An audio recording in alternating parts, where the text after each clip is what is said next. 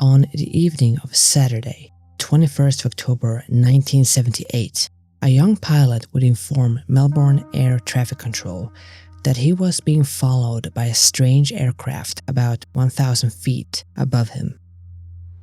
He remained in contact with air traffic control for a couple of minutes, in which his transmissions grew more and more strained, before he delivered his final chilling line. "It's not an aircraft." With those words, Fred Valentich vanished into thin air.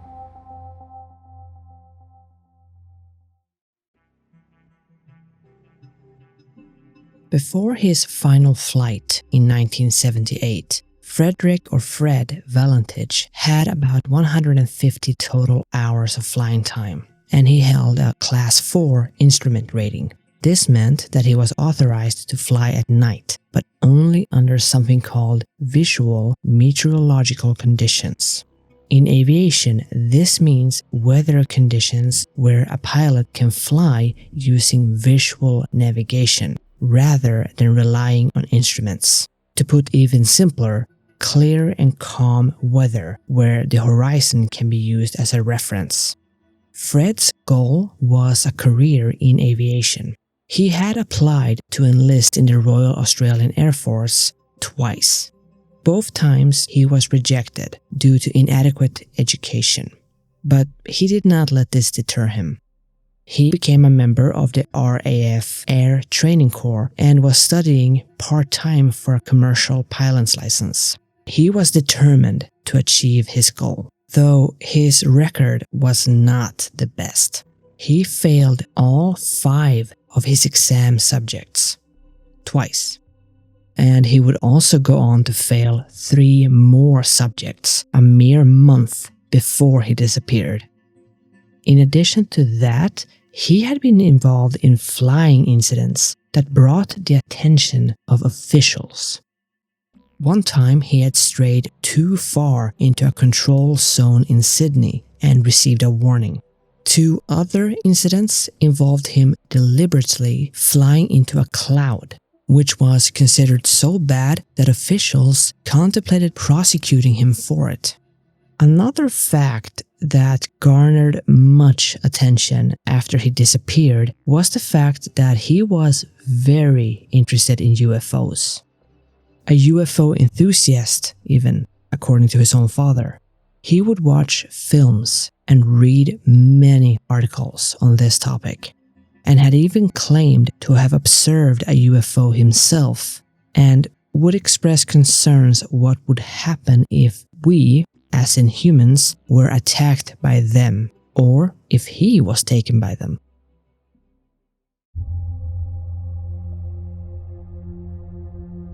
After 6 p.m. on the 21st of October 1978, a single-engined Cessna 182L registered VHDSJ would depart Moorabbin Airport, Melbourne, Australia, piloted by Fred Valentich. According to the meteorological information from the Moorabbin briefing office, the flight would require a Class 4 instrument rating, which allowed night operations in visual conditions. A license which, as I mentioned, Valentich did have, which meant that he was authorized to undertake the flight. I bring this up because some sources do claim that he wasn't authorized to fly, but he was. His stated destination was King Island, but why he was going there is a mystery. He told flight officials that he was flying there to pick up some friends, but he would tell others that he was going to pick up crayfish. Both statements that were later proven to not be true. Another oddity in his flight was the fact that he had failed to inform King Island Airport of his intention to land there, which was against standard procedure. The flight was estimated to take around 69 minutes, but after roughly 40 minutes, something odd happened.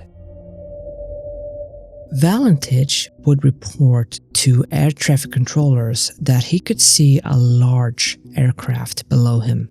At the time, he was flying along the Bass Strait at an altitude of about 4,500 feet. Fred would ask the air traffic controllers if they knew of any other aircraft in the area, to which they replied that they didn't and there wasn't. The pilot then reported seeing something moving above him. According to later interviews with the controller, Fred Valentich did not seem panicked. Rather, he seemed confused and concerned, a sentiment that the controller would share as Valentich started describing what the aircraft was doing. He was asked to clarify what type of craft he was seeing, and Fred was unable to say exactly what type of aircraft it was, only that it was large and seemed to be illuminated by 4 bright landing lights. He said that this craft had passed about 1,000 feet overhead and was moving at high speed. Valentich would then say that it appeared as if the pilot of this other aircraft was toying with him, saying that he seems to me that he's playing some sort of game. He's flying over me 2 or 3 times at a time at speeds I could not identify. By this point, air traffic control had confirmed that there were no additional aircrafts in that area, neither civilian nor military. They asked Valentich to describe the object that he was seeing. He told them that the object or the aircraft appeared to be long, but he couldn't be sure as it was traveling at such a high speed. He then stated that the craft appeared to be orbiting on top of him. He said that it had a green light and appeared to be some kind of shiny metal. Air traffic control then asked Valentich what he planned on doing, to which he replied that he planned to go to King Island, Melbourne, before suddenly stating that the strange aircraft was hovering on top of him again. A couple tense seconds would pass before Valentich said, "It is hovering and it's not an aircraft." That was the last words spoken by Valentich, and the final transmission would come through a couple of seconds later. A strange metallic scraping sound that lasted about 17 seconds. After that, there was nothing but silence. An intensive search for Valentich got started almost right away. 2 Royal Australian transport planes were dispatched to search for the plane, but poor visibility meant that they were not able to find much that first evening. The search would then be resumed the following day, with a Lockheed P-3 Orion aircraft, 8 civilian aircrafts, as well as ships in the area keeping an eye out for him. The search would cover around 2,600 square kilometers, but no trace of neither the pilot nor the plane was found. After 4 days of searching, on the 25th of October 1978, the search was called off. The only possible clue found during this search was a small oil slick on the sea's surface near the Cape Otway lighthouse, which was an area that it's believed that Valentich was near during his final flight. However, testing of this fuel showed that it wasn't aviation fuel, so this clue was abandoned.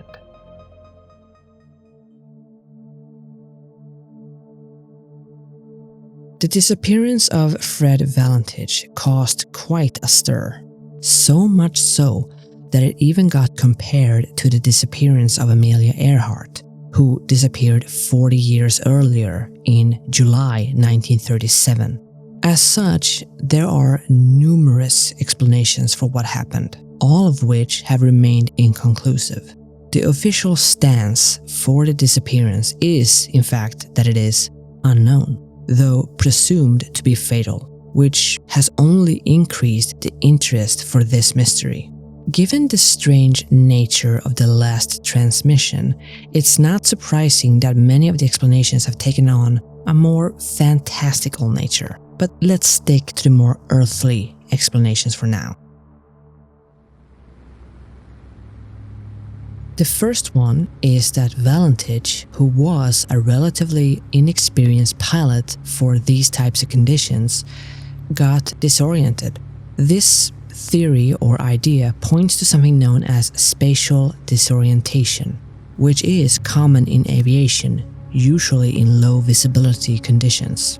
This is when a person is rendered unable to determine their position, and is very common during periods where visibility is limited. The conditions that evening, flying over water at dusk, may have been enough to disorient Valentich, as he was not experienced in flying under those types of conditions. Spatial disorientation may also include visual illusions. And to give a very basic explanation of that, human beings have 3 systems that give us information from which we can use to orient ourselves, which is what we can see with our eyes, what we can sense from our inner ears, and what we can feel. In flight, these signals can get mixed up, which will open up the risk of making a mistake. One example of this is thinking that you are climbing when in reality you are on the verge of a dive. So the idea here is that Fred Valentich got disoriented during his flight and misinterpreted visual clues. Some have even speculated that it's possible that he had somehow flipped the plane and was flying upside down, which meant that the lights he saw was either his own lights reflected in the water or lights from a nearby island, and the strange craft that was hovering above him was his own, reflected in the water below. Like the example I mentioned before, a pilot with spatial disorientation and visual illusions might think that they are climbing when they are in fact diving. And that's what this theory concludes or suggests, that Valentich got disoriented, misinterpreted the visual cues he saw, and accidentally entered a downward spiral, which ended with him crashing into the sea. And a variation of this theory came in 2013 when author Joe Nickell, who is a known skeptic regarding the paranormal, suggested that Fred Valentich was deceived by the illusion of a tilted horizon, tried to compensate, and accidentally put his aircraft into a downward dive. This theory, or alternate theory, suggests that the lights he saw were probably a celestial illusion. Reportedly, the planets Venus, Mars, Mercury, and a bright star were all visible that evening. Writer Brian Dunning also have a similar theory. He suggests that Valentich, who was a known UFO enthusiast, was trying to recreate a scene in the film Close Encounters of the Third Kind, which was released less than a year before. Dunning speculated that Valentich was intentionally flying the plane in a circular pattern to, quote, give the radar guys something to see. But this action only ended up disorienting him, which in turn made him crash into the water. For many people, out of all the theories regarding Valentich, this is the one that makes the most sense. Whatever the case may be, they believe that this is what happened. Valentich became disoriented and the plane crashed. But obviously, even if that's enough for a lot of people, we're not gonna stop there. As I said, there are numerous theories regarding this case, and we have to talk about a few of them. This theory kind of follows the same idea as the previous ones, that this whole thing ended with the plane crashing into the ocean, either from the plane itself, where engine failure or structural problems could have played a part in an accident, or the pilot, Valentich, may have made some kind of error, either due to being disoriented or inexperienced. The region where he was flying, the Bass Strait, is associated with challenging flying conditions, such as sudden weather shifts, strong downdrafts, and rough seas. He was inexperienced, and that caused an accident. Both of these theories have the same problem, namely the lack of a wreckage. While a small oil slick was found, there was nothing else, and the oil slick was proven not to be aviation fuel, so there was really nothing. While that is a problem for the theory that they have not found a wreckage or a body, it's not that surprising, because there are numerous planes or ships that have vanished and are probably at the bottom of the sea that we still haven't found. Any search at sea would be difficult, especially a search that was conducted in rough waters like the waters of Bass Strait. So, for many people, regardless of the two theories, if the plane crashed, it's not surprising that it crashed with no trace left behind. But here's where it gets interesting. As I said, a big problem with this theory is that no wreckage was found. But there are documents that contradict this. In 2014, documents that were previously unreleased would resurface. And these documents indicate that officials did find something. Small, unidentifiable scraps of metal that had washed ashore on King Island months after the incident. The timing and location is hard to overlook. While these pieces were not conclusively linked to Valentich's plane, it is possible that they were, but since we can't be sure, it means that the case remains officially unresolved. This theory suggests that Valentich intentionally disappeared. This is due to the fact that the Cessna had enough fuel to fly the entire 30 to 45 minutes trip to Cape.AG. Another factor for this theory is that supposedly there was no other aircraft plotted on radar at any point, despite decent conditions or ideal conditions depending on the source. This led to some speculation that Fred Valentich was in fact nowhere near the area he reported that he was. And to add to this theory, Melbourne police reportedly did receive reports of a light aircraft landing not far from Cape.AG, roughly at the same time as communications got cut off. So this theory believes that Valentich disappeared intentionally, and for whatever reason he wanted to leave his life behind and everyone he knew. Another variation of this theory is that Valentich intentionally ended his own life during this final flight. These two theories would both be shot down by people who knew him. His family and friends said that Fred Valentich was very enthusiastic about his aviation career. An investigation into his background did not reveal any signs that would point to him either staging his disappearance or ending his life. And the fact that the Cessna reportedly did not show up on radar has been explained by the fact that the plane was very small.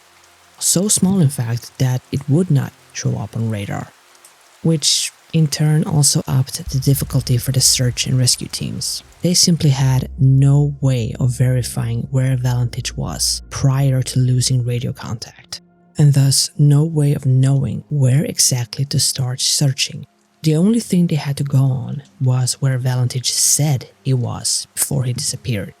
Now we get to the theory that has helped keep this mystery alive for almost 50 years.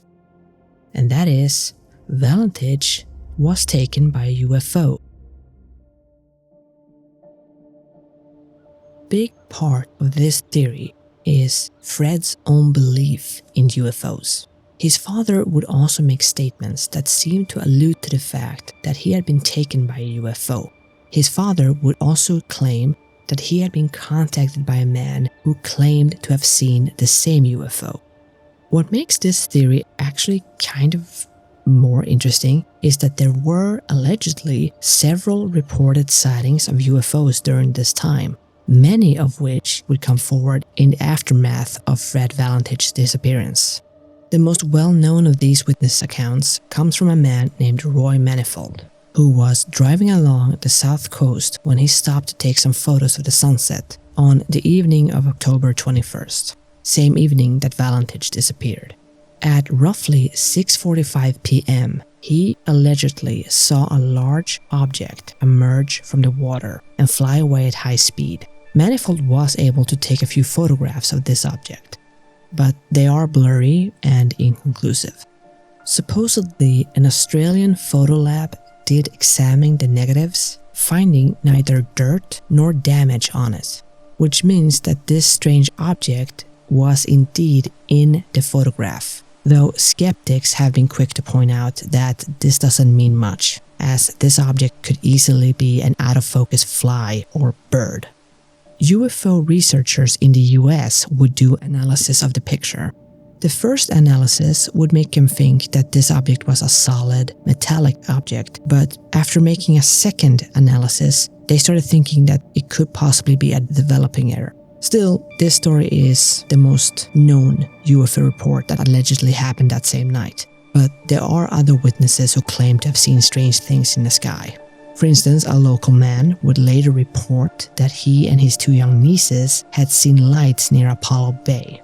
Another witness reported driving home along Barham Valley Road when they saw a set of lights with a second green light hovering above. This witness stopped his car to watch the lights more carefully and claimed that these lights were moving from right to left and would vanish behind a tree line after about 90 seconds. The area itself, the Bass Strait, is reportedly also an area where a lot of strange things seems to happen.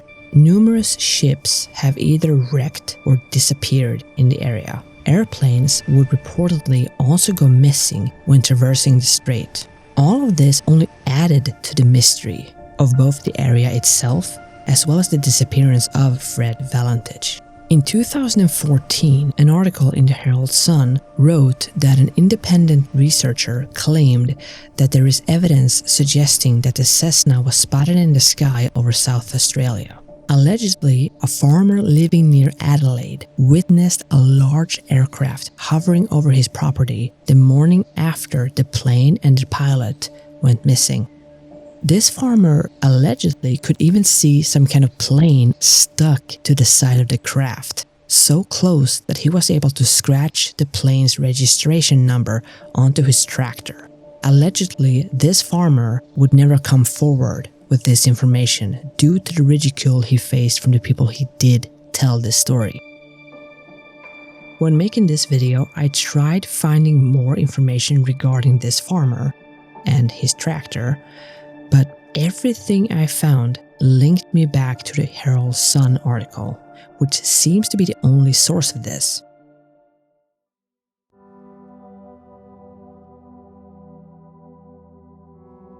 The only thing we do know that on an October night in 1978, a young pilot took off in a single-engine aircraft and vanished without a trace, leaving nothing behind beyond a haunting last transmission.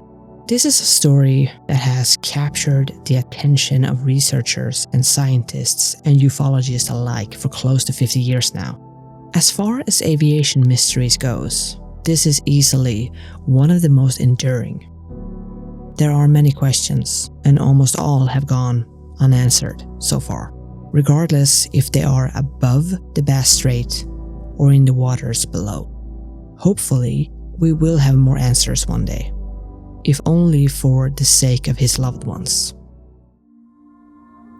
If you made it this far, thank you so much for watching. I appreciate you all. Let me know in the comments what you thought of the video, and I'll hopefully see you in the next one. Take care.